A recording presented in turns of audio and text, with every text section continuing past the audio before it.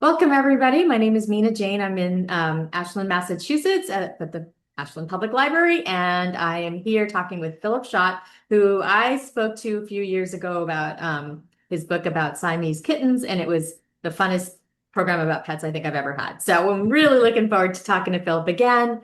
But before we get started, I just want to say thanks to the Friends of the Ashland Public Library for supporting all of our programs. We couldn't do this fun stuff without them. I'd also like to thank Philipp for letting us share this program with other local libraries because when libraries work together, we make magic. And I have to say, we did it totally with this one of our biggest registration programs, like over 500 people. So obviously, lots of people in Massachusetts and in the area love this topic or are going to love it.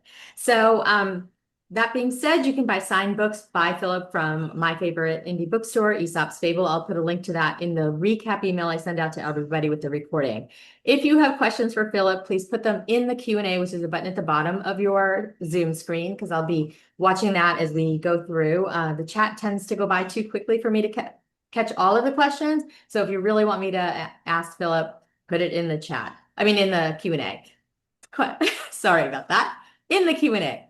All right. So Philipp Schott, like I said, is an author. He's a veterinarian. He writes these incredible stories about his own practice. That was where the Siamese kittens came in, stories from a veterinarian. And now he has this new book out called Heal the Beasts, a history of veterinary medicine and how people have treated their beasts. I don't know, 14,000 years, I think you said. Philipp, Yep. thank you so much for being with us again. Oh, thank you for having me. It's always nice to chat with you. So Thanks. let's just start really quickly with, what is this book about? Then we can start formulating our questions. Yeah, so the subtitle is A Jaunt Through the Curious History of the Veterinary Arts.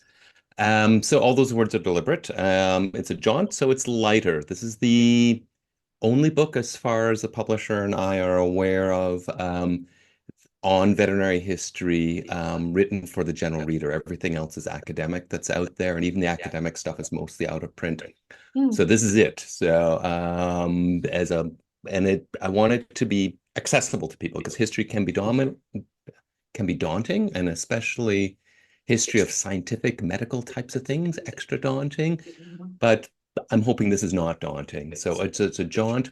And the history is curious. It's not what you think it is. I'm almost promising you're going to be surprised by all kinds of elements to do with it. And it's the veterinary arts because it doesn't really become a science until the last, 50 to 100 years or so. And even today, I mean, we practice the art of veterinary medicine in addition to the science, and the art of veterinary medicine is also important.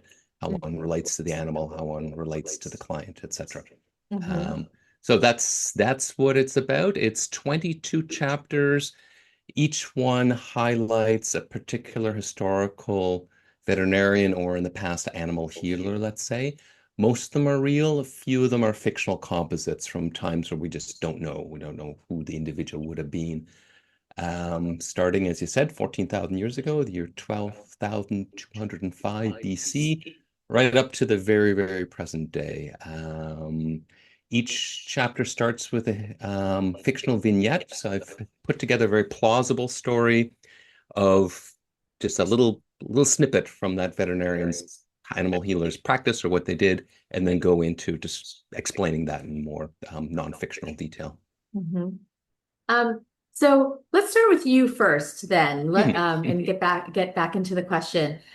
Did you always know you wanted to be a veterinarian? No. So the title of my first book was The Accidental Veterinarian because really stumbled into it. I had a lot of, still do have a lot of interests and a lot of different things. By the time I was re needed to decide about where I was going to go with my university education, I was still really up in the air. So I flipped through the university catalog, and veterinary medicine, I rejected everything, and veterinary medicine was the very last page, the V, right, of the alphabet. And I thought, okay, this might be all right. I love animals and I like science and so forth. So yeah, I'd never encountered a veterinarian. I didn't have any pets growing up other than a gerbil who never needed veterinary attention. So I didn't really know anything about it. There we go. Okay. 35 years ago. So, interestingly, Philip, you had said earlier that you were getting an echo of you were hearing yourself, and some people are hearing that as well. Do you want to maybe try to turn your volume down on your computer to see if that'll help? Yeah, I'll turn the output volume down. Let's see if I can still hear you. Okay, I can I now. can barely hear you, so hang on here. Okay, we're gonna figure this out, everyone. We want to make sure you don't miss a thing. Can you hear? I can hear you now. Is there still an echo? I Oh, I never still heard hear an a little echo. echo. Still Okay, hear a little echo. Okay, let me just switch microphones. Let me try something else here. sure. All right, everybody, hang tight. In the chat, tell us if you have a pet and if you like your vet. I do have a pet. My cat's right over there, and she's gonna probably be on my lap in like 10 minutes. Not even. How are Okay, you? now I have a new microphone up. Okay. You Is hear an everybody echo? is anybody hearing an echo now? Hang on. I hear an echo, so yeah, that's not the problem. I can switch to headphones. Then Well, let's which? see. I just turned my volume down. Are you guys still hearing an echo now? Because I just turned my volume down. Um, Mine was pretty high because of the what if I mute? I could mute while you're speaking, but it would probably be really boring. Um, let's see. No echo now. All right, let's go. Let's And how continue. about on my voice? No, I don't hear an echo either. Okay, so it might have been my volume was too high. Yay! Okay. Awesome. Yay. Okay, Okay, we there we figured go. it out. And we learned Technology. that so many people in our audience have pets and cats, and some of them really love their vets. I love it. Good. Okay, We like so that. Yes. yeah, so you went straight to the end of the course catalog and decided to be a veterinarian. Yes. Decided to go to veterinary school. Like, I actually intended then to go on into academia, to into research and teaching. I had really no idea of being in practice because again, I had no concept of that. I'd never been inside a veterinary clinic. But by the end of 7 years of school, I was in debt, and my wife, which I met in vet school, who I met in vet school, she wanted to go back home to Winnipeg, and go into practice there. I thought, okay, well, I'll come along. We weren't married yet, but I'll come along. I'll try it out for a little bit, and yep, one thing led to another, and 35 years. I don't know. I just like I found that it took a while. It's like falling in love, right? It's sometimes it's love at first sight, but sometimes it grows on you. And this was it grew on me, and just one day I realized that I loved it. Are you talking about your wife or the pet veterinarian? Both. There we go. But yes, yeah. Good point. Yes, but practice, yes. And the thing was, I mean, loving animals is easy. That's straightforward, right? And a lot of us love animals. Loving people, not so much. And here again, I'm talking about clients now. I'm not talking about my wife. And I found out that I actually really like people, and I never really realized that. I found them interesting, fascinating, peculiar, just entertaining. And I really, the relationships I developed with clients became something that really bonded me to the practice and to that way of life. That and the problem solving, like the think on your feet kind of problem solving. Even today, veterinarians have a lot more freedom than human medical doctors do, who have to always write referrals, or they've got their little boxes that they sit in. I can still, as a veterinarian, do anything. I can be a surgeon tomorrow, or an anesthetist, or a radiologist, or oncologist, or whatever, wherever my interests take me. So that I found fascinating as well, and that kept me kept me in that and didn't prevented me from going back to school to further, PhD and all that stuff. Wow, that's great. So when did you decide to be an author, though? So I've been writing for a long time on kind of an amateur level, and it really even so I graduated in 1990.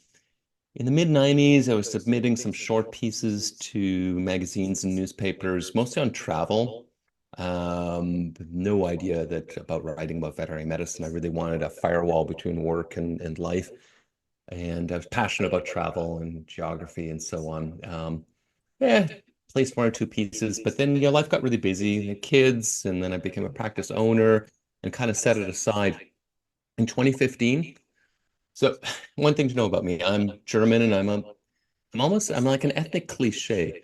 I'm very organized. I'm very efficient. So in 2015, when I turned 50, I decided I'm going to set aside a day a week to write. I'm going to do this. I've always wanted to do it. So I did that. I started writing. And I will write 3,000 words a week. And I did that. And, one thing led to another. I blogged then at that point about travel and about Scotch whiskey, and people weren't terribly interested. And then I started a blog on veterinary medicine, and that took off. Like people, I realized, you know, this people like, this people are interested in. And veterinary medicine really is a story engine. There's just stuff every day that's the stuff of life, right? The really interesting things happen. All kind of intersection of all sorts of emotions and funny things and sad things, all that stuff. So that blog became a book, and then that became 3 books, and then my mystery series, and then another novel about my father's life, and now this. This is book number 8. Mhm. So you went from, like I said, when we first met, you were talking about, stories from your own practice, but now you've switched over. You do write the mysteries, but you switched over to telling a history of veterinary medicine and arts. How did that happen? Yeah, so this is really 2 streams of my life coming together for the first time finally. As I said earlier with the last question, I was really interested in all kinds of things when I was a kid. All the animals was just one of many things. Passionate about lots of stuff. Passionate about animals, passionate about history too. So I saw this opportunity to bring these 2 things, these 2 streams together. And that opportunity I saw, as I mentioned before, that there really are no other books about veterinary history. So I thought, well, I'm a published author. I'm passionate about history, passionate about veterinary medicine. Here's the opportunity. I'm hearing the echo again. Are you? I know people are some people have heard it, some people have not. I've changed my things a couple of th times. So we're just gonna have to, I think we're gonna have to power through. Okay. Um, is everybody okay with that? Just ignore any echo that you hear. Okay, Yeah, thank I'm you. not. It seems to be gone again. But anyway, okay, we'll carry on. Okay. All right. No, some people are fine. Okay. So you realize it wasn't a history of veterinary medicine, although Yeah. there are thousands and thousands of vets out in the world. Um, why do you think that is? Veterinarians, it can be often is an all-consuming sort of profession. It just is so veterinarians have difficulty putting those boundaries that I put, and they don't have the time or the bandwidth to consider doing that. Number one, that's from the inside. From the outside, somebody else coming in saying, "Hey, this is kind of interesting," like a historian, like a medical historian. There's all kinds of really cool histories. I forget the author's name. There's a book called Scalpel, Early History of Surgery, like human surgery. It's it's really gripping if you and terrifying. Or early human surgery went. It's somebody from the outside coming and looking, oh, veterinary medicine, here's a unexplored field to write something about. We're really obscure. Like people don't think about veterinarians and veterinary medicine unless their pet is ill. But otherwise, we're not part of the cultural conversation, not really. We're kind of off to the side doing our own thing, which Mhm. is good in its own way. But yeah, I think for those 2 reasons. Mhm.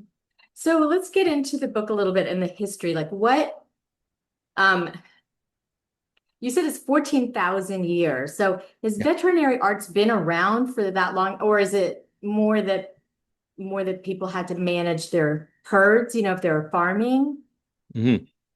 Well, let me tell you, they will tell the first story in kind of capsule format, and that might help explain this. So, in the archaeologists have dated this 12,205 BC in the Rhine Valley. There was a burial site of a man and a woman and a puppy that were buried in a ritual way. They can tell that it wasn't just that these bones happened to fall in this pit; they were deliberately buried there. So the cool thing about the puppy is that we can tell, or they can tell from the teeth, that this puppy had several bouts of distemper over the course of a number of weeks.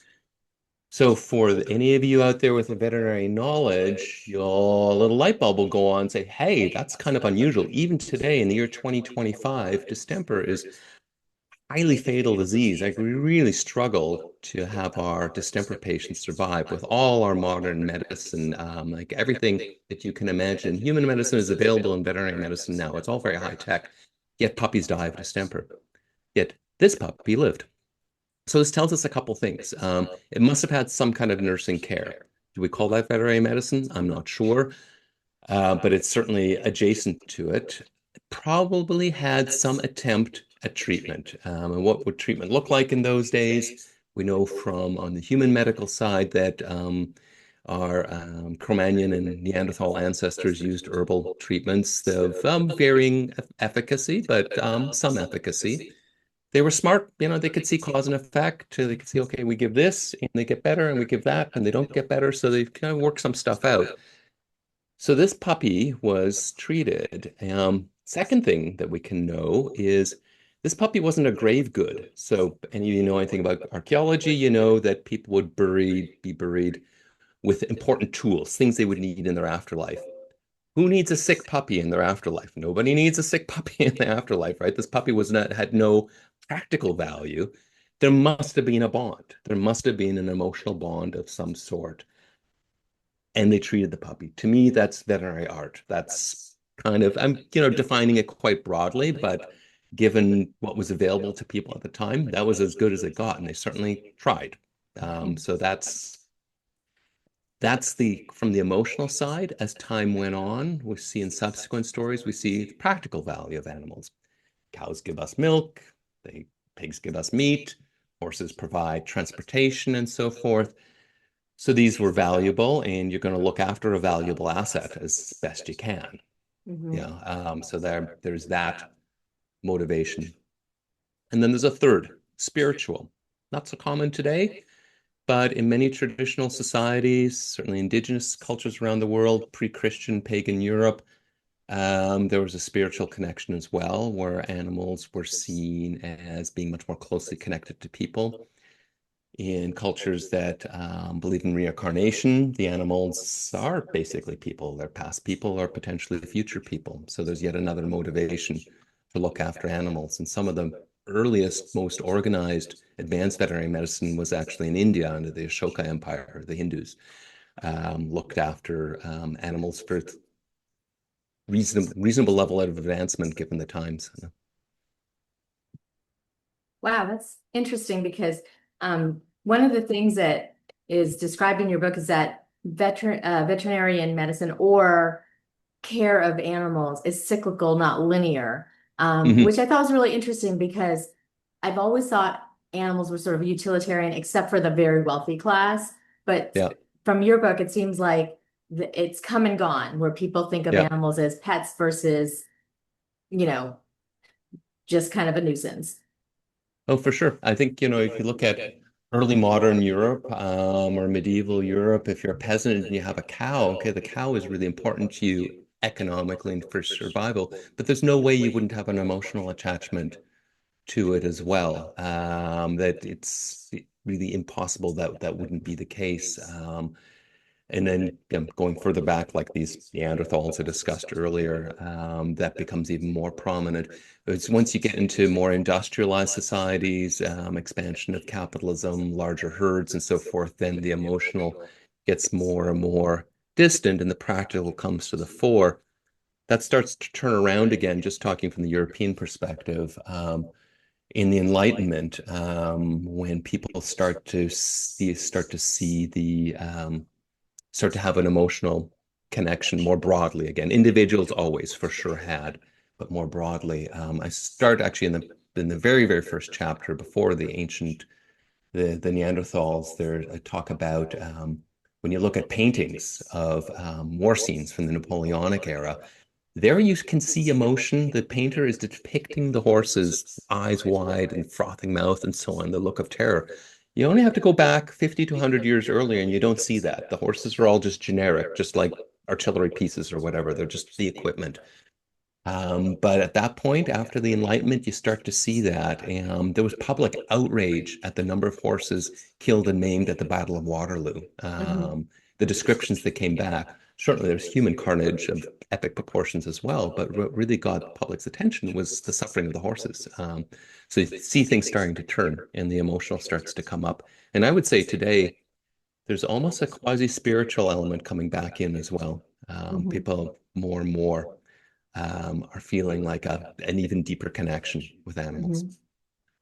I'm going to take a short intermission to ask if you have a headset with a mic. Some people are still hearing an echo. If you don't, we'll just keep going. But in the I meantime, do. I'm going to crowdsource here to say, let us know some of tell us one funny story about your pet in the chat because I'm really enjoying hearing about all of your sweet pets. Um, I don't have a headset with a mic. I could get headphones from another room just to in case it's my audio that's feeding back here. But all right. Well, we're hearing mixed reviews on the Echo. Some people are getting it, some people are not. So let's keep going. okay, I I'll am just going to turn try my to mute volume right myself down. when I'm not talking. So Philip, um, can you tell us about what was your like favorite thing to find in in your story in when you did your research? That's the that's that question, like your favorite child question, right? There's just, I mean, there's so much stuff. I mean, it was just one amazing thing, even for me as a veterinarian and somebody who's passionate about history too. Discovered so many things. I guess the one that it comes immediately to mind is in England after the Romans left, the so-called Dark Ages or early medieval period. Um, Farmers plowing fields would find little arrowheads, and they had no conception, these peasants, of the past, right? Other than maybe about the Romans, but they didn't know anything about how little stone spearheads would get there, that there had been people living there thousands and thousands of years ago. And their animals would get ill. And so the theory they came up with was that there were invisible elves that were shooting arrows at their animals, making them ill. And so there's this condition called being elf shot. And there's a book, Bald's Leech Book. Bald was a fellow who wrote this book called The Leech Book, because veterinarians were called leeches, just as human doctors were. So there was a horse leech and a cow leech and a dog leech. So in this case, it was the horse leech that would get called in for his horse, for the horse that had been elf shot. And Bald's Leech Book had written out this ritual that the leech is then to do to cure the horse of having been shot by these invisible elves. I posit that probably the leech gave a little bit of practical advice on the side, say if the horse was bloated, maybe take him off the fresh grass, kind of, oh, by the way. But the big deal was the ritual. You had to have a special knife. The handle was made of a horn from the horn of a cow that had never given birth to a calf. And the knife was affixed with three brass nails. You had to have that kind of knife, and only the leech had that kind of knife. And then you had to write Christ's name. These are early Christians in without scratching the horse. They'll write it on the horse. But elves could see this and they would be terrified and they would run away and so forth. And you'd have to get a special stick and smack the horse on the rump with the special stick and in mumbo jumbo some incantation, and hopefully the horse would be cured. If not, the leeches were itinerant. They didn't live in the village. They'd go from place to place. So if it didn't work out, he would be long gone. To what extent these leeches believed, or to what extent they were charlatans, I don't know. I think they probably did believe to some extent, but yeah, I don't know. Yeah, but I found that fascinating, being elf shot. Mhm. And were there like for human doctors, were there like particular kinds of leeches, like some for birthing animals, some for caring for them, some for other things? No, just species distinctions. The cow leech, the horse leech, the dog leech. Not as far as I know from the leech book. I don't know how comprehensive it is, but it doesn't break things down any further. That's awesome. So were there also, like back in the day for humans, at least doctors were, it was kind of guesswork. Obviously, people spent a lot of time with their particular doctors, and they learned, but Was it like that for veterinaries medicine too? Was that they just learned on the job and, kind of hit or miss? Yeah, to a large extent in the very early days, although as I alluded to earlier, in India, at 400 BC, 500 BC, they were already fairly organized. It was an organized profession, and there were texts to refer to. There's a book written about elephant diseases, like a list like 520 different diseases. This is another entertaining bit about there's a whole description on how to give an enema to an elephant. You can just imagine what would be involved in doing that. So that there you can see a little bit more formal education. Romans did to some extent as well. There were some texts written down. It's all bits and pieces. We don't get the first actual veterinary college until France. I should know this date. I think 1762, something like that, in Lyon, in France. That's the first actual veterinary college where people are trained. For a long time, though, formally trained veterinarians had to compete with all kinds of people like lay people who claimed to have the same abilities. It wasn't until really the last century, until the 20th century, that veterinary medicine got locked down as an exclusive profession where only people educated in that could practice that. So why did veterinary art begin though? Like what was the impetus or for people writing down that, oh, we took care of an animal, or like you said, finding one in a tomb so many years ago? Like the informal, even you mean, or the formal and the education? Even the informal. Informal. I think again, just that it's that emotional bond with the animal that you want to care for your loved one, and the practical value of the animal as well. Like this is a Lord. I mean, if you're a peasant in England and you think your horse has been elf shot and that horse is the only thing that helps you plow, you're not going to plow the field yourself. You want that. You want to be able to save that horse, so you'll spend your hard-earned money to find somebody who hopefully has some special knowledge or ability to help you in that regard. Okay, I'm going to ask some questions from the audience. Are you still practicing? I know we talked about this before we started. And if so, where are you located? Where's the practice located? I'm in Winnipeg, Manitoba, Canada, and yes, I am, but I'm on the rapid fade. I'll be formally fully retired in a month, as of August 1st after 35 years. Isn't that the same exact time that you've been married? Yes, we talked about this. Pretty close. Yeah. And was your writing, Jack asked, was your writing inspired by all creatures great and small? Funny, yeah, not really. And don't get me wrong, I love James Herriot, loved his books, and actually the new reboot of the TV series is actually pretty decent. But but no, I've been going into vet school. I hadn't even read it. I didn't read it until quite a bit later, and his approach is very different. He's actually in the book in Heal the Beasts. He's one of the 22 veterinarians I single out because he represents a particular era, bridging the time of when people are primarily looking after farm animals to primarily looking after pets. Yeah, his style is very different, and I wondered about writing it that way, but I, he's done it. I don't need to do that. Well, definitely have your own style, and a Yeah. lot of that is quite humorous, as I said, like it captures your attention. Laura wants to know how many pets do you have?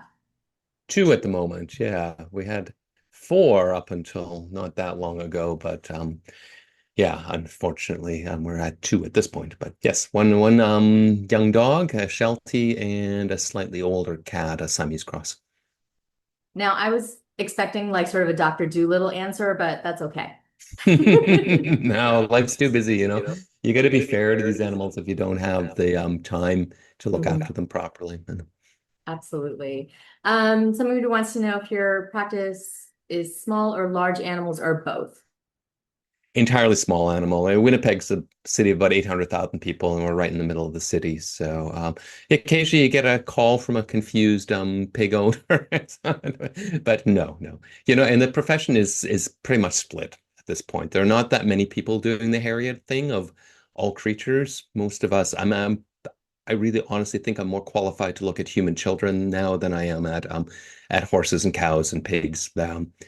The human problems are more similar to the dog and cat problems than the farm animal problems are to the dog and cat problems. So honestly, so Um, that same person probably said in our area, large animal vets have become increasingly hard to find. Why do you think this decline has happened? yeah. So and it may be different in different parts of North America, but here it's a big country. There's a lot of space between the clinics, so the large animal vets have to drive a long distance, and very difficult for them to take vacation because they've got nobody to cover, and the nearest clinic is so far away they don't want to put their clients through that kind of travel. And it's a hard life. I mean, those guys, they're doing the James Harriet thing. They're, getting up at 2 in the morning to pull calves and so forth. When in the city, close the door at 8 p.m. and the emergency clinic takes over, right? I haven't had to do a night call in it's decades, really. When you've got that, that's so much more attractive. And and most people go to vet colleges are almost all, at least in Canada, they're in larger centers. So they go there and they get a little taste of the city life, and going back to the country sometimes is tough too. Yeah, it's hard. That's the primary reason. It's a hard life compared to the life that small animal medicine offers. Nancy wants to know, how do you help a pet owner decide to put their beloved pet down? Oh, that's really, really difficult. And there isn't really an easy answer. I think we all try to have a conversation about quality of life because that's what it comes down to.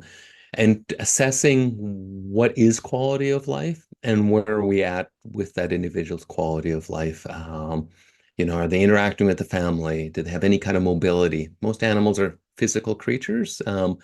They need their bodies to work somewhat. They can't just be couch potatoes watching TV and getting some quality out of life. Are they eating? Most animals are passionate about their food. So if they're not eating well, it's maybe another sign. So we talk about those sorts of things.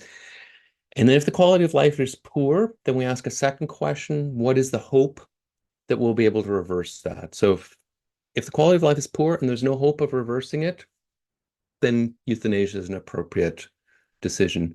If there is hope of like realistic hope of reversing it, then by all means let's do that. Give drug X or procedure Y and discuss that. But if there's no hope and it's poor, then we have this tool. It's the one thing that we do that's 100% effective, and it's always gentle and humane and smooth, and nobody needs to have any fear about how that's going to go. And I wanted to ask about that particular thing about, but not about putting pets down, but that emotional connection that we have with our pets. Um, and again, that you said it was cyclical. So like what causes us to become more attached to our animals in different time periods? I think it's close quarters for starters. So you have those peasants that are basically housing with their cows 1,000 years ago or more. Um, Close quarters, and and to some extent, it can also be a bit of a luxury. Like if you've got the time and the mental bandwidth and the energy and so forth, that's another path that you can take to have that emotional bond because I think it is natural. Like it's not something that's cultural, it's something that's built right into our DNA, if you will, to connect to animals. The circumstances just have to be right to permit that to happen. So I don't think it's something we've imposed through development of society. I think it's something that's there that gets exposed from when the circumstances are correct. That totally makes sense to me. I'm gonna try to get through as many questions as possible. And we still have 25 minutes. Just wanted to let you know that. Okay. Asks, who do you find to have more personality, the pets or the owners?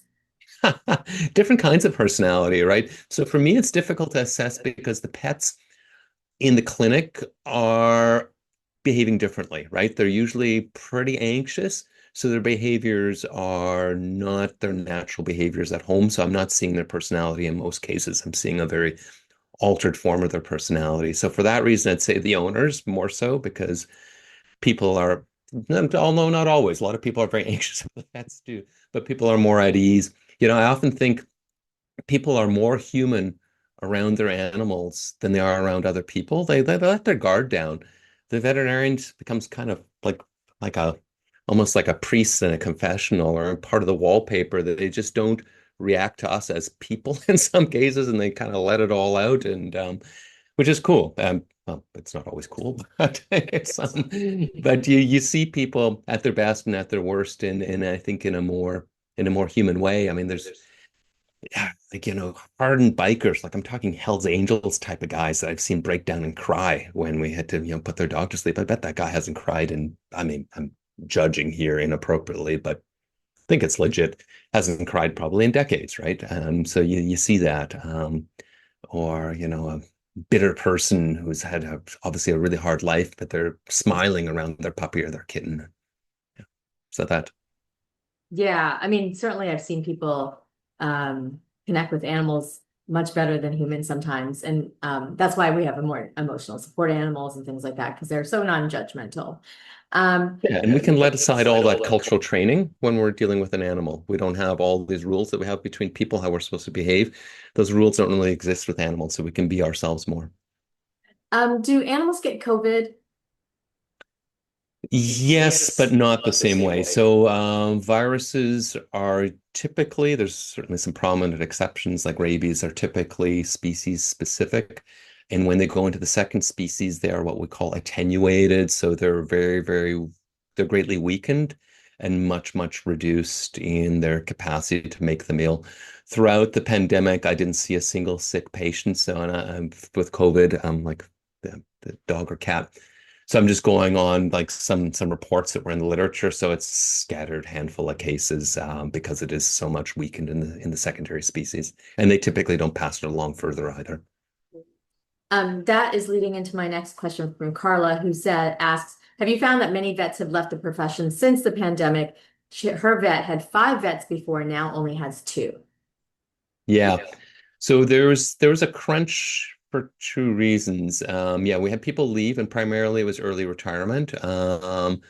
Because for a variety of reasons, just burnout at that point, but also corporate takeover of veterinary medicine occurred simultaneously. So we have large corporations moving in, snapping up veterinary clinics and giving extraordinary cash offers to senior veterinarians to sell their practices. So that's why a story that hasn't been told enough. It's happening in dental practices, chiropractors, and so on as well. It's kind of behind the scenes, but yeah, that's why you're seeing a lot of veterinarians in there like 10 years before you'd expect them to retire, suddenly retire. That's the one thing. And then suddenly the pet population expanded. A lot of people got pets during the pandemic, quite famously. And so the demand was so much higher. So we have veterinarians then, a lot of new clinics popping up, and veterinarians having a lot more choice, like the junior veterinarians, and then maybe moving to other clinics as a result. A few people in the chat have mentioned having very bad experiences with their pet being put down. Is that Hmm, unusual? Like, is that? that is unusual. Yeah. I mean, things can certainly always happen, but as you know, of all the procedures that we do, it's the one that I found to be the most reliable, the smoothest, the easiest. Not the easiest is the wrong word, but where it goes as I would expect it to go. The animal just slips away. There's going to be exceptions for sure, and that's really unfortunate for those people when that happens. But that is unusual. You shouldn't expect that.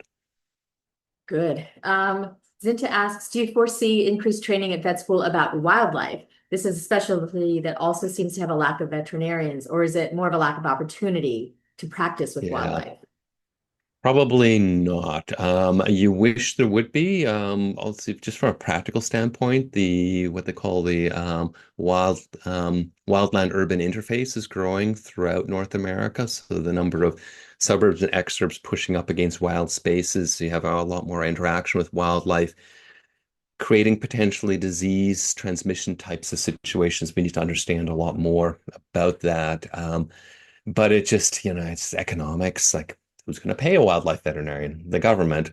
Well, in the US, the situation there, we're a lot more fortunate in Canada where we don't have that range of cuts to science-based activities. But even so, it's a unfortunately it's a fringe thing.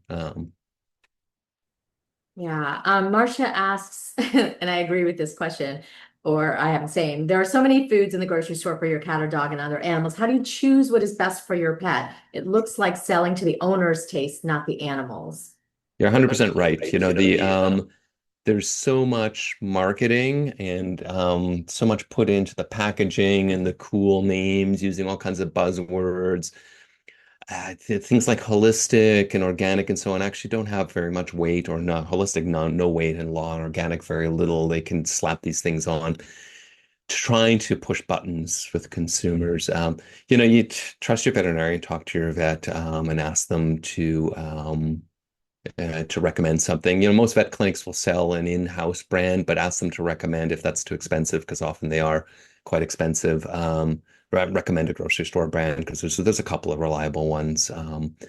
Unfortunately, generally, I'm a person who prefers to support the small business and the little independent companies. With pet food, it's the opposite. You want to go for the biggest players because they have the most science and the most track record.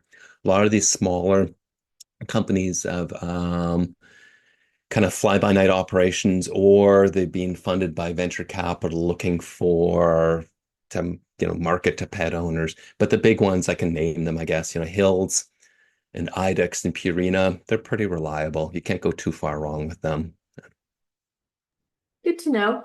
There's some comments going on about euthanasia, which is just heartbreaking. But Angela wants to know if there's an alternative to needles with euthanasia.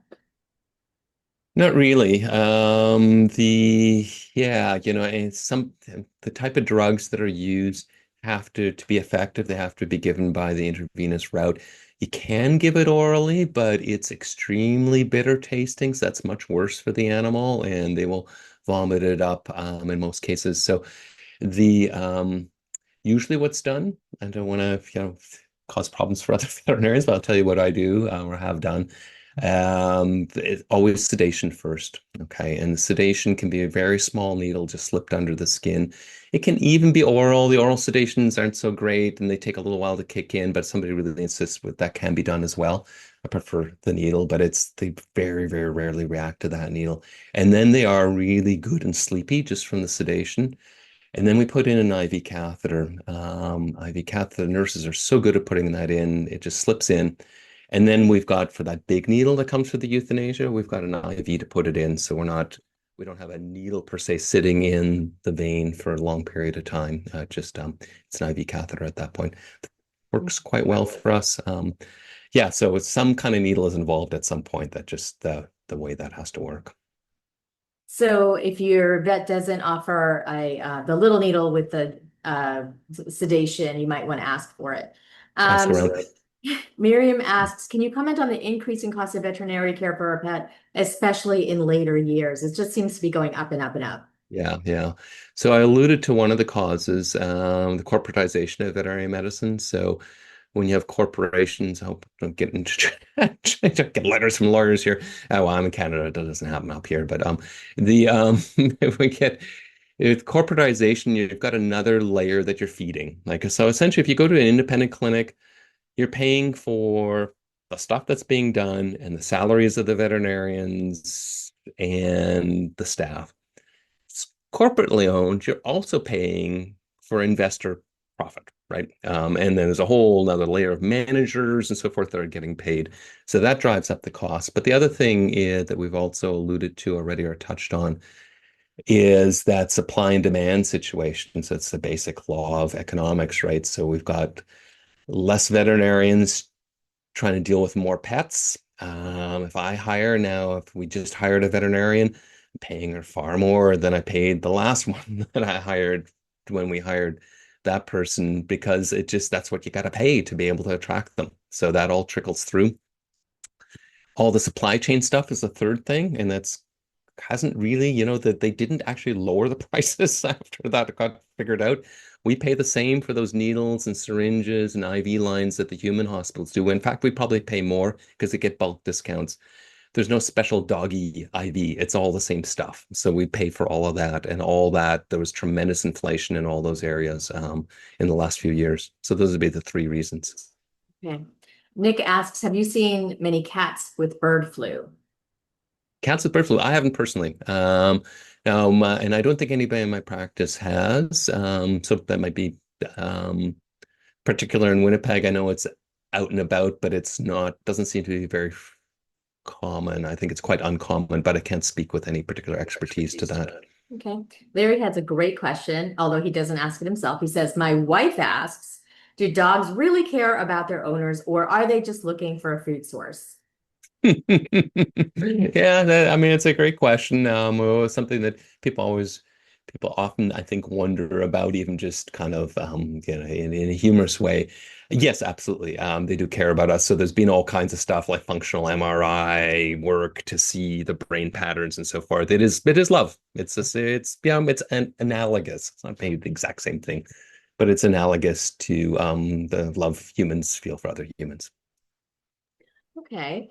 Thank you. I agree. I think my cat totally knows who I am and what I want at all times.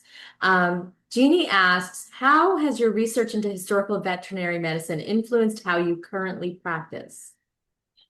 Yeah, that's a great question. I wish it would have or could have, but honestly, at this point, since I've been working on the book, my own practice is restricted to ultrasound, so I've just been doing that specifically. So it's not really, yeah, there's nothing really there that impacted it. But if I were back in general practice, if I think back to that time, um, yeah, I don't know. Good question. I'd have to think about that. I don't have a really kind of crisp answer for that. That's okay. A couple people want to know what you think about pet insurance, if it's worth the cost. Yeah, so insurance is kind of a bet you're making with the insurance company. You're betting you're going to be less lucky than the average. They're betting you're going to be luckier than the average, or you're going to be the average, and that's where the profit lies, right? So it's just a question of risk tolerance. 10 years ago, I would have said, forget it, just put $20 aside a month and self-insure. As a previous person asking a question noted, it's gotten very expensive. So what used to be, I used to say the ceiling was about $2,000 in terms of like the worst thing that can happen to your pet and how expensive that would be. That's maybe at 5,000, depending on you guys are in the Boston area. God, that's probably much higher. I can only imagine. But out here on the Canadian prairies, yeah, you can sometimes see $5,000. So you got to start to think, if I suddenly need to lay that cash out, do I have that cash ready? If not, maybe insurance is a reasonable choice. But understand that they're it's not a charity. They've done the math and they know they're going to win more often than they're going to lose. If you look at 15-year of pet's life, how much money you pay in premiums at the end. If you have 100 pets, you do the statistics on that, you're not going to come out ahead. Just the peace of mind more that if you suddenly need that 5 grand, that it's there for you. Right. I mean, it is a bet, right? Nick asks, I've heard that certain breeds of cats and dogs exhibit certain personality traits. Are those ideas accurate or are they just stereotypes or is it wishful thinking? It's a little bit of both, yeah. So it's a little bit of kind of almost breedism, breed determinism. But yeah, no, you do see tendencies in some breeds, and they're bred for that.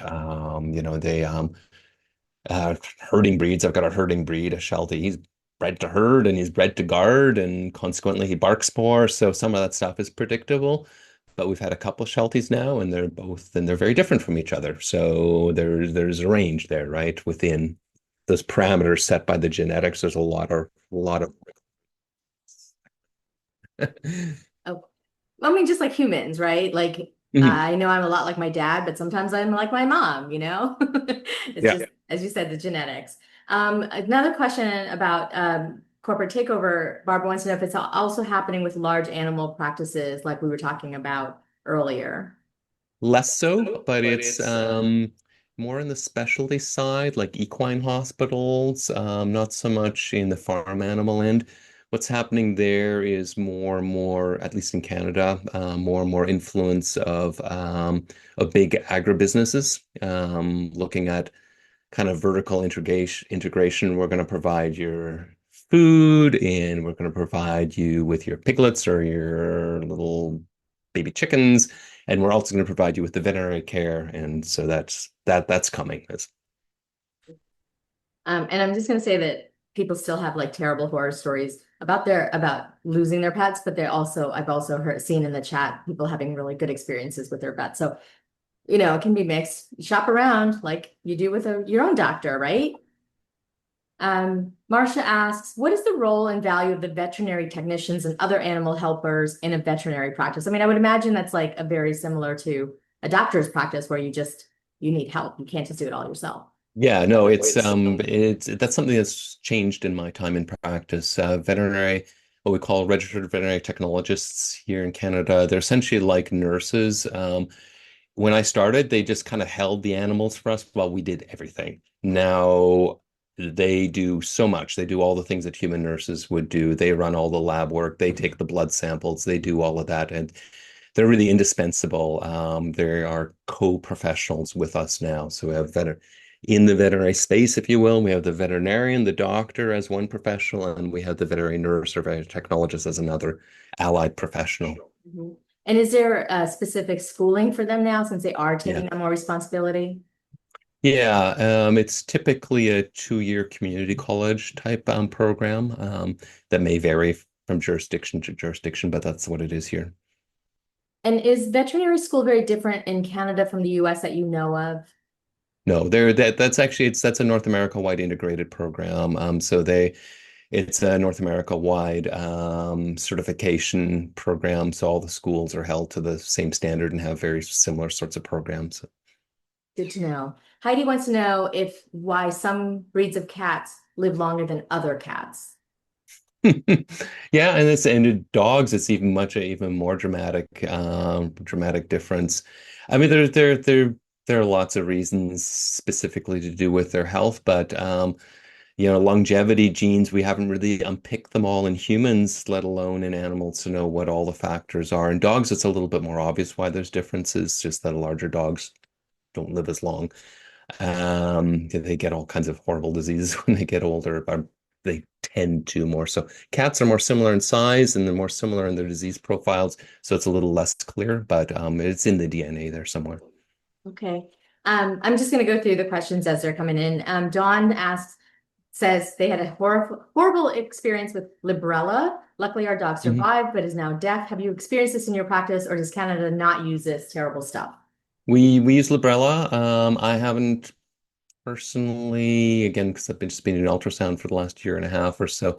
So it's been when as far as I know, in the practice, there's 8 of us. None of us have had adverse effects, but seen them. But certainly, it's reported. It's in the literature. It's understood that there are some risks. So it's incumbent on the veterinarian, at least legally, for us in Manitoba to have that conversation, like the pros and cons. I mean, nothing is zero risk. The riskiest drugs I've seen are just anti-inflammatories if given incorrectly or even just bad luck causing bleeding stomach ulcers. That's actually a relatively common thing. So there you go. Something that seems very benign can be sometimes quite dangerous if you're unlucky. My Maine Coon cat. Ah, look at you. She's fighting me. Okay, Nancy has a very specific question. Our 3.5-year-old golden retriever has gone into heat only twice. My husband keeps postponing having her spayed to protect her from cancer, but I'm worried that when she's out in the field training that she could be assaulted if she was in heat again. What's your opinion about when to spay a female dog, a golden retriever? Okay, so great breed to ask about because golden retrievers, females, there's certainly an opinion that it's the one breed that we should be really postponing spaying on. So how long to postpone? You say 3.5 years. I've seen 5 years, 6 years. I'm not sure that the data is clear, but it's weighing the relative risks. A cancer is a catastrophic thing, obviously. So that's probably a bigger risk to be concerned about. That would be my opinion. Lillian says, I've read that pets take on the personality of their owner. Is that true? To some extent, there's mirroring that goes on. It goes on between people, and it's definitely been demonstrated between animals and people. It's two-way street too, right? We mirror each other to some extent. So, but they're very, very attuned to what we're doing and what we seem to prefer and what we don't. They vary in their intelligence and and how clued in they are. I've certainly had some clueless pets as well, but It's a great answer. Um, Lois asks, is it true that cats will mask their pain and illness oftentimes until it becomes catastrophic? Get it? Catastrophic. yeah, yeah, catastrophic. Yes, yeah, that's frequently the case. Less so with dogs, but more so with cats. Cats are interesting. Dogs are just predators in the wild. Cats are both predators and prey. They're small enough that they can be a prey species, and prey species tend to hide for kind of obvious reasons, hide their injuries and illnesses. That's just instinctive. We see that even more in rabbits. Rabbits are terrible from a veterinary perspective. When they come in, they're almost always pretty far along on whatever they're presenting for. So yeah, that comes on that predator-prey axis. That's why that happens. Do you think that people will take their pet to a vet before they'll take their spouse to a doctor or themselves? Yes. Yes? 100%. Yeah, yeah. We have pets, for most people, we feel an enormous sense of guilt and responsibility towards them. I see that again and again, that people feel very kind of motivated by guilt to do things, or that they just feel so bad if they don't do the right thing. They're really motivated to do the right thing. They feel this heavy responsibility because the animal is so entirely dependent. Spouse not so dependent. Spouse can call themselves, right? Pet cannot dial the vet. Yes, thank you. That is true. I agree. My husband is much less likely to go to the doctor, but he would take the cat in a second. Diana says she just adopted a 2-month-old kitten. Any suggestions on decreasing the biting? She's adorable, very cute. Yeah, so you need to make it clear to the kitten that you don't like it. So you make ow ow noises really loudly, and then you give the kitten something else to do. I mean, the biting is to some extent depending on why. If it's playful biting, um, is sort of a natural thing that if you watch kittens play together, they do it to each other. So you are essentially just a giant kitten from the kitten's perspective. You are the new litter mate. So you need to give it, safe toys to chew on, just redirect. And if it's still ongoing, then you just need to leave the scene, or the kitten needs to leave the scene. You need just to end the play session, because these things do become self-reinforcing the more you're permitted. Okay, and just in our last couple of minutes, I want to ask a couple of questions about the history.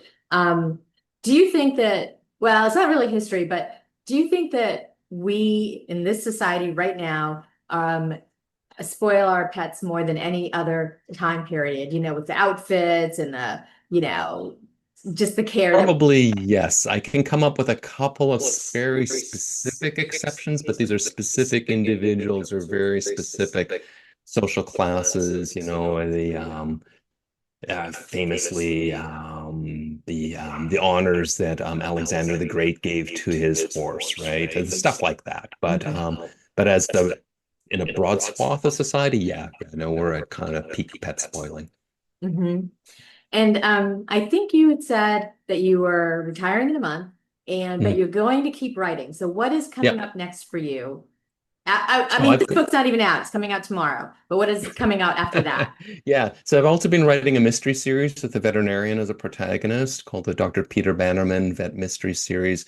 We're 4 deep now, 54 pigs, followed by 7 ostriches, followed by 11 huskies, and now 3 Bengal kittens is due next spring. It's written, it's just working its way through the editorial process, to be followed by 5 Icelandic ponies in the following year. That's what I'm writing at the moment. So there's that. And I wear a completely different hat, and that's the history of fascism and Nazism in Germany. And my grandfather was fairly high in the Nazi Party, and he wrote a memoir while he was being denazified after the war. That was a thing, 3 years in denazification camp. So I've translated that, and I'm writing commentary for it. Wow. I mean, you really kind of do everything, Philip. I mean, it's pretty impressive. Those kind of two extremes, eh? Kittens. Never boring. That's the important thing. Well, good luck with the book launch tomorrow, and we Thank will you. definitely be looking into it and reading it and talking about our pets and things like that. You've really given us a great opportunity to ask some important questions and to commune about with our obvious love of our animals. So I really appreciate your time and your Oh, thank take you. on all of these questions. Yeah, I really enjoyed it. Thank you very much. I hope the echo Uh, wasn't too troublesome for people. no, I think it was me, maybe like causing you, I don't know, but we'll do it Whatever. again and we'll not have an echo. Thank All you. right. Thanks everybody for being here. I hope you have a wonderful night.